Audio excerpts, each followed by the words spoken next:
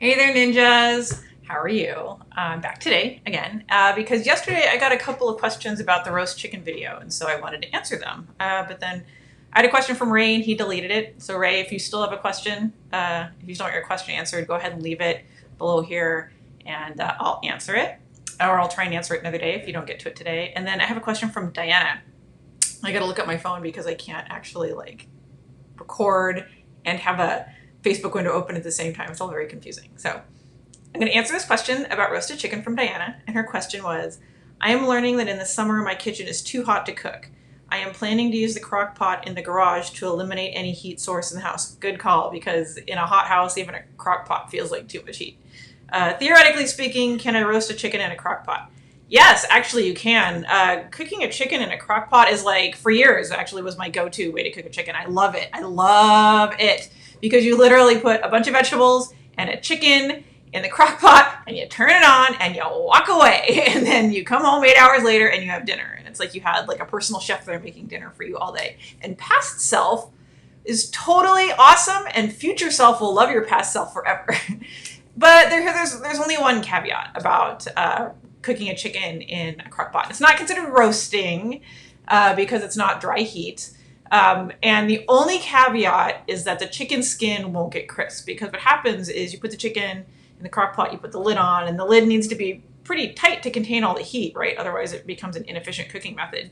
And crock pots are pretty efficient by holding all the heat in. What happens is it also holds in all the moisture, so the skin doesn't get crisp. And that's just the trade-off. Honestly, it's worth it. I love crispy chicken skin as much as the next person, but you know what I love more? Dinner waiting for me when I get home. That is the best thing in the world. There will come a day when I hopefully have a little magical unicorn in my kitchen cooking for me, and I come home and they're like, poof, dinner is ready. If that happens in real life, maybe not. But the idea of putting your chicken in a crock pot and then walking away for 8 hours is amazingly convenient. The chicken is actually just as flavorful and in fact stays more moist than a roast chicken does. So if you roast a chicken, it's dry heat. You've got dry heat currents moving around your oven. And with those currents, they take moisture. They take it away and it goes away, right? But if you keep it in a crock pot, which is sealed with all the moisture, the reason why the chicken skin doesn't get crispy is because all that moisture is staying in the pot.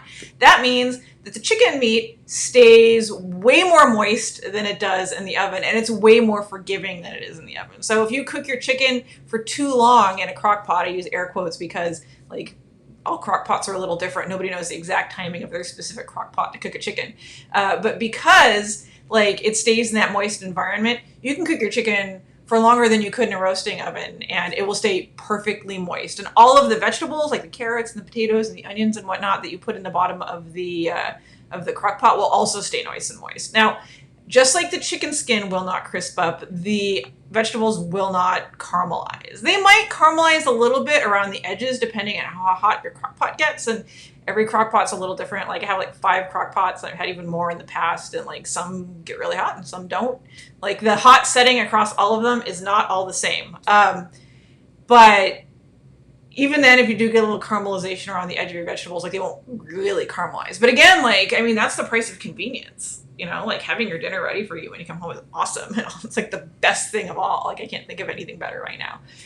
The other important thing that I want to point out when using a crock pot for pretty much anything is do not take the lid off, right? And most crock pot veterans know this, but anybody watching this who maybe isn't super familiar with a crock pot and is really into the idea of having dinner ready for you when you get home, don't take the top off the crock pot while it's cooking, because what happens is all that heat and moisture escapes.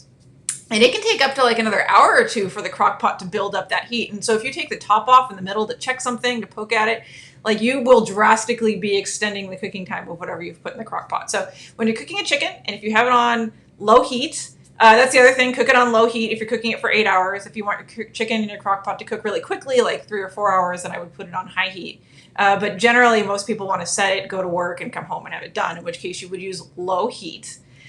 Don't take the top off for at least 7 hours. If you think your chicken might be done at 7 hours, that's fine. Take the top off, because if it's almost done cooking, then the remaining cooking time is going to be pretty easy for that chicken to accomplish, even if you removed the top. But if it's in the middle of cooking, it's going to be a little bit harder. So that's it. If you have any questions about roasting chicken or crock pots or whatever good stuff, go ahead and drop them down below. And Ray, if you watch this video and you decide you do want your question answered, I don't know where it went. It's gone. I think you deleted it. Go ahead and ask it and I will get it answered.